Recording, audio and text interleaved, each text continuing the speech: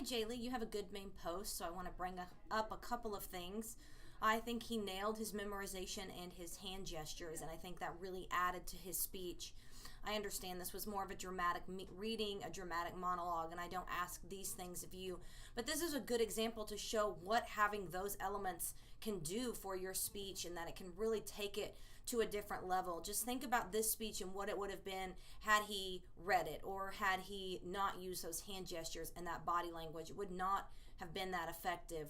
I like your examples of the rhetorical triangle. You are very correct. His use of ethos credibility was, let me read, I have it up here.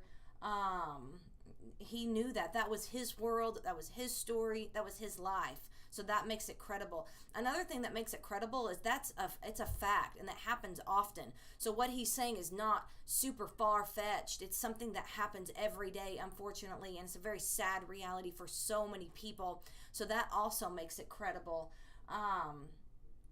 Watching his mother raise him on her own and living a life with no father. That's logos. Logos is the logic behind it. The ethos and the logos here, they really go hand in hand. You're very correct in that. This is a logical thing that happened, and it's logical for him to give the answer that he did. So that's the logos, and obviously the pathos is the passion behind it, his emotion. And he did that with his tones, with his body language, with the way that he changed the inflection of his voice, the way that he sped up and slowed down. So I hope you enjoyed this. This is one of my favorite speeches that we watch. So keep up the good work.